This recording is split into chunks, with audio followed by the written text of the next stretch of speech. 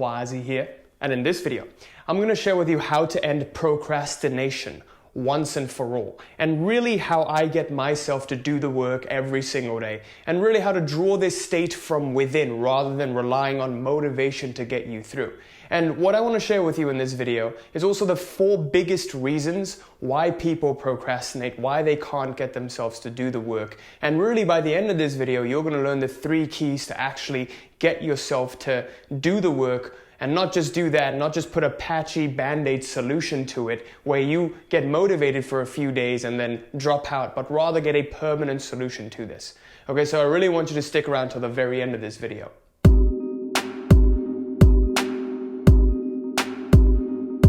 Before we get started with this video, I just wanted to quickly announce that a couple of spots have opened up for the free one-to-one consult for the Reality Mastery program, where we diagnose if we may be a good fit to work together. So make sure you wait around till the end of the video for the announcement on that. And with that, let's get started. So in this video, I want to talk to you about procrastination and the million-dollar question of how to eliminate procrastination and why some people are so great at doing the work and they're so motivated, but for some reason you just can't get to that state, right? And this is something I used to struggle with a lot. And what I found was that there are some internal tweaks, certain things internally, certain clicks internally that are missing, that sort of move you away from doing the work, doing what's necessary. Okay, so that's what I want to share with you today. So first and foremost, what I want to get started with is really explaining to you why people sometimes end procrastination and why temporarily you seem to get yourself to do the work, but it never lasts. And why that is because most people treat the symptom of the problem, okay, without addressing the source. What do I mean by that?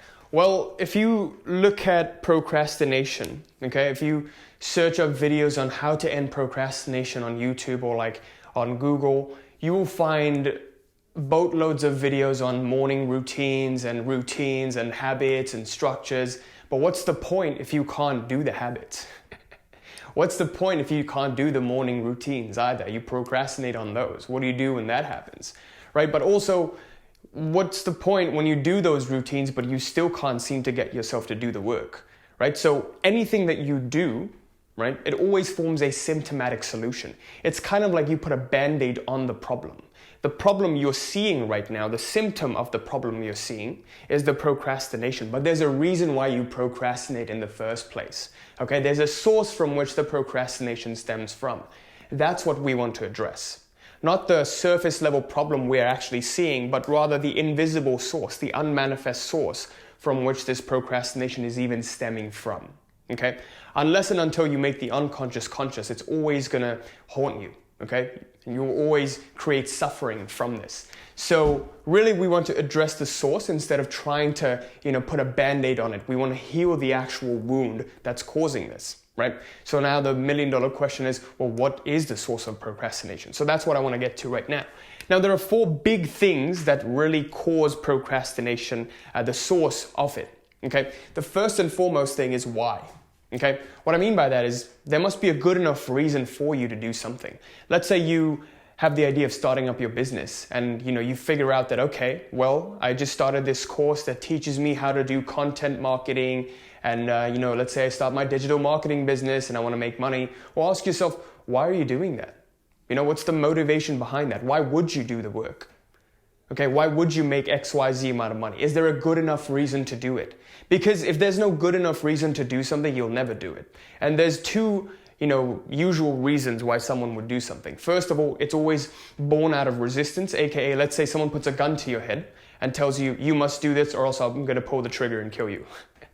You're not going to have any lack of motivation to do the work then, are you? Right? But similarly, if you were fully excited to do something, like imagine starting up a new project you're so excited about, right? You wouldn't have any lack of motivation in doing that. You would probably not even be able to sleep at night because next morning you just want to do that project so bad, right? So of course that isn't going to be every day, but there's a way to keep that alive. That's again helping you find that good enough reason. You got to find out the good enough reason why you should even be doing this. Why are you doing what you intend to do? Why work on your real estate business? Okay, what is that big reason that propels you, that wakes you up every single morning, that you get up for, right? Is it just because you want to make a little bit of money, or what is that big enough thing? It's got to be bigger than just you. Your why is got to be bigger than just you. Okay? So that's the number one thing. That's the number one reason why most people fail, is because they don't have a good enough reason to do something. So why do it? Right? Number two, which ties in with number one, is having an unclear vision. Now, it's kind of like this. Like if you start to do something, let's say when I started my business, I came from a place of, okay, I want to get to financial freedom. I don't want to be stuck here in this toxic environment. I looked at the people in that environment and I was like, damn, I do not want to be here and retire here, because look at the state of these people. You know, I don't want to end up like that. So I came at it from a place of resistance. I knew what I wanted to get out of, but not so much what I wanted to get into. So I had this vague idea of wanting to get to financial freedom. And then I tried every single business idea. I was like, okay, stock trading, okay, affiliate marketing, okay, drop shipping. Tried out all of these different things and I saw that nothing stuck, right?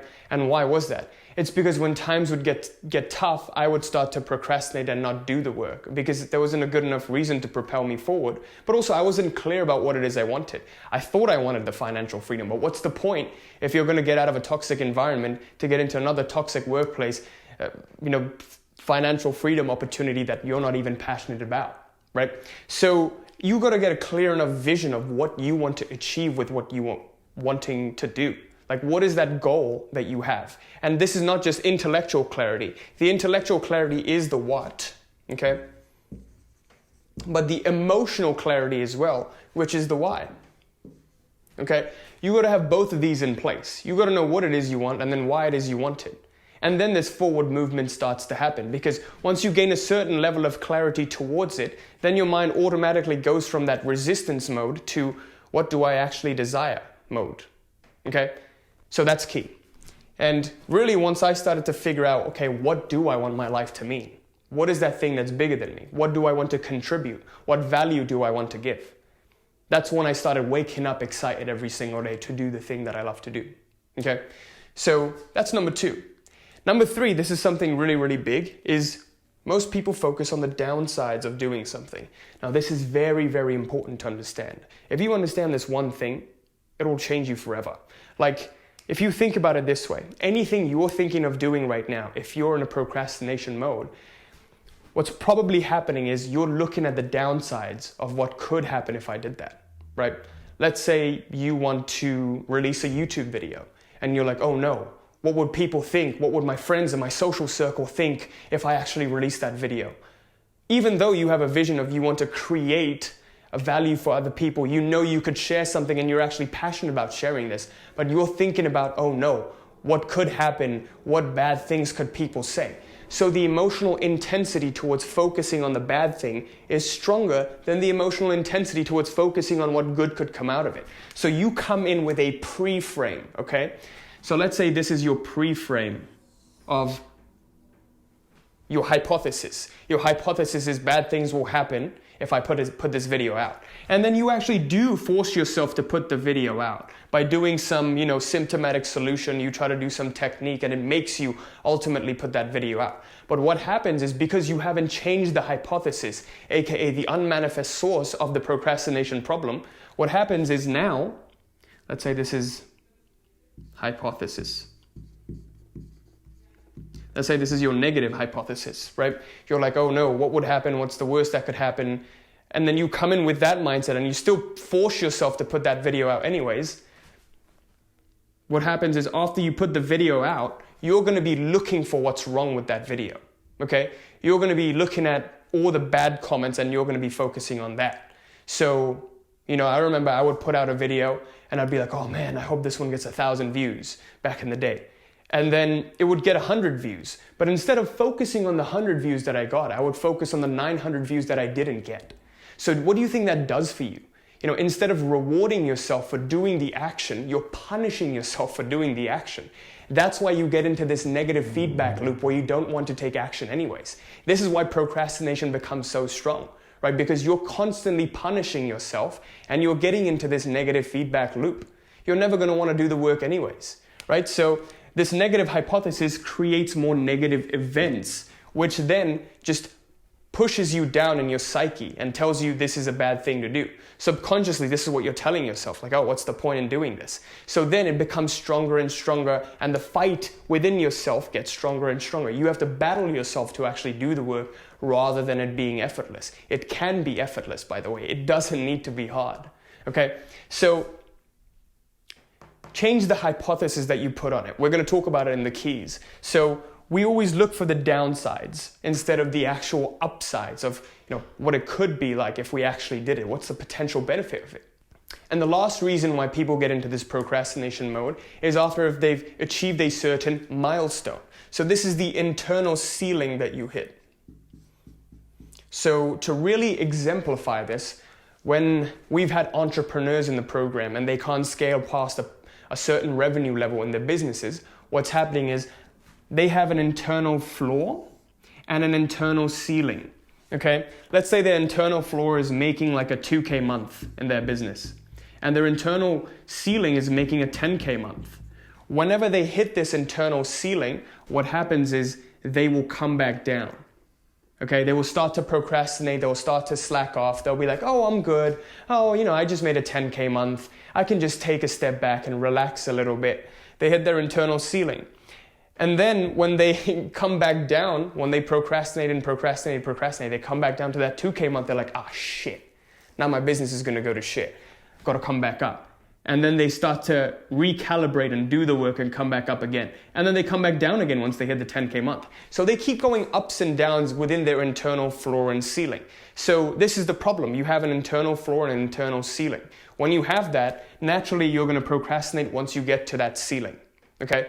So really, these are the 4 biggest reasons why people procrastinate, why they get to a certain level and they're unable to break free from it. Okay? I hope this made sense, and now I'm going to share with you the 3 keys to help you permanently break out of it, and also how to get to that source of the issue. Key number 1 is very, very simple. Get clear. Get very, very clear about why you're doing something, what you want, and then who it is you need to become to achieve that. Okay? This will break you off the lack of clarity problem, the why problem, even the internal floor and ceiling problem. Okay, so number 1, get clear about what you want, why you want it, who it is you must become to achieve it. These 3 questions ask yourself. When I started my business, I had the goal of 20K a month, but because I wasn't clear about, it just takes more than that 20K a month. You can just have a certain number in there, but it takes more than the number. Why? That's the emotional clarity that brings in it. Why get to that 20K month? What does the 20K month symbolize to you? Who it is you need to become to achieve that 20K month? Okay, as you immerse yourself more and more in the momentum of this, it becomes clearer and clearer. These are the 3 questions you got to ask yourself in order to really have that forward movement and eliminate that procrastination. Like, think about it this way. If you had a clear enough vision of where you wanted to go, would there be procrastination? No, you would just put one foot in front of the other and go towards it. Right? It's because you have this lack of clarity. It's because you're like, oh, should I do this or should I do that? Oh, would this be the best thing to do or would it not? Oh, you have all these other doubts and all these other questions and they start to weigh you down, right? So very bluntly put, just get clear. Get clear on that what, why, and who. And that's why in the Reality Mastery program, we have a whole week on helping you craft the foundations, defining the parameters of your reality, and helping you develop that clarity, helping you set the foundation so you can build up on it with momentum. Don't get me wrong, I still get clearer and clearer about where I want to take my life, where I want to take this business every single day. But you've got to have a foundation to help you move forward and add onto and cut down and slice up, whatever it is that's not even serving you right now. Because you can't really have it all. There's a limited amount of energy everyone has. So that's number 1. Number 2 is focus on the upsides. This is going to be a little bit difficult to do because by now, you've probably been dominated by the downside focus, right? You've been focusing on what could go wrong and you keep punishing yourself every time you do something that is in accordance with what you want instead of rewarding yourself, right? So to give you an example of this, when I started doing YouTube videos, I would have these huge expectations. I'd be like, if there's one bad comment, oh man, I don't know what I'm going to do. And then I just look for that bad comment going down. I'm like, oh shit, bad comment. Oh shit, this is bad, don't do it. Then you get into this negative funk instead of focusing on the good things, right? What is the one good thing? Okay, maybe this video isn't my best, but I look at every single video as like one of my children. Like just because, one child isn't as good as the other child doesn't mean you don't love them equally. It still teaches you something for that next video that you make. There's always a benefit in every single action that you take. So focus on the upside. What is the best thing that could happen if I did this? Okay? What is one good thing? Focus on that one good thing. What's one good thing that could come out of this if I actually did this action, if I actually took this action, if I just took one step forward? I just want to take one step forward. What's one good thing that could happen? Okay? And instead of focusing on the bad thing. Also ask yourself this. This is a powerful question. What am I sacrificing if I'm not doing this? Okay? Because if you don't sacrifice for your dreams, then your dreams become the sacrifice, right? What am I sacrificing if I don't do this? Really get clear about that. What am I giving up if I don't do this? What's one good thing that could come out of this? And what am I giving up if I don't do this? When you do something like that, you're basically making success the only choice, right? It's like, let's say this is the failure scenario. You say, what am I sacrificing? Oh, I don't want to sacrifice that. I don't want to sacrifice my dream, right? So you seal a gap on the failure scenario and you leave the success gap open. You're like, what's one good thing? Just give me one good thing that could come out of this. If I get a little bit more experience, maybe if I do this video, I'm going to get a little bit more experience. Oh, if I reach out to that potential client, oh, if I just make that phone call, oh, if I just get a little bit uncomfortable, then I'll get a little bit better. Tomorrow I'll get a little bit better. If I get a little bit better tomorrow, the day after, I can get even a little bit more better. It's going to compound on itself. Keep that in mind. And finally, set up systems, okay? But this is something you want to focus on only when the foundations are clear. If you want to, there's no point setting up a night routine, a morning routine, if you're not even clear about what you want and why you want it. That's, again, going to be patching, it's going to be a Band-Aid solution. So this is the final 20%. Set up systems and eliminate waste. In engineering, we call this muda. This is a Japanese word. Muda means waste. Okay, and it just rolls off the tongue difficult because that's what we want it to. It's waste, muda. You want to eliminate all muda from your life. It's spelled M-U-D-A. And make it as efficient as possible. To give you an example, I used to go nuts having like a morning routine, a night routine, a midday routine, a meditation routine, an affirmation routine, a visualization routine. I would have a routine for everything. And that kind of thing gives you an aneurysm because you want to keep it as simple as possible. I used to have a lot of contraptions for sleeping. Like, oh, I must do this before I sleep, and I must do that, and I must meditate, and I must, have my tea, and, this must happen, that must happen. Oh, everything's got to be perfect. Oh, I got to have my device. I got to seal my mouth. I got to wear my eye mask. I got to put my earplugs in, blah, blah, blah. It's like you make it so complex. You put in so much waste. You don't need any of that. The simplest solution is always the best. This is something I actually wish I knew when I was starting off as an entrepreneur.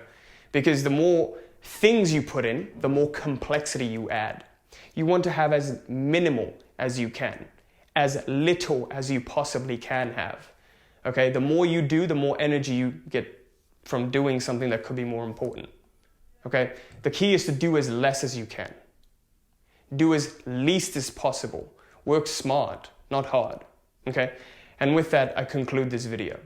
Thank you so much for watching. I sincerely hope this was helpful. Just to recap, today we talked about procrastination, okay? And the biggest takeaway I want you to get from this video is that don't tackle the symptom of the problem. Understand why procrastination is even happening. What is the source of procrastination? Why am I procrastinating? Why can't I do the work? And here are the 4 biggest reasons why. Number 1 is the why. Why would I even do this? What's a good reason to do this? What's the best thing that could happen for my life if I did this? What am I sacrificing if I didn't do this?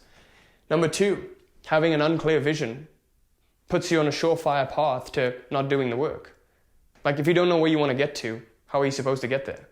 What's the point in doing the work? Because I don't even know where to get to. You just go on one step and then you come a step back, then you go another step, and then you go sideways and you go forward and backwards again, right?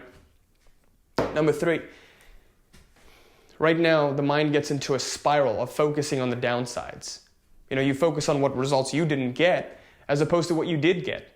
And then the incessant focus on what's missing makes you punish yourself. And when you punish yourself, you give yourself negative reinforcement, and naturally you're not going to do the work anyways.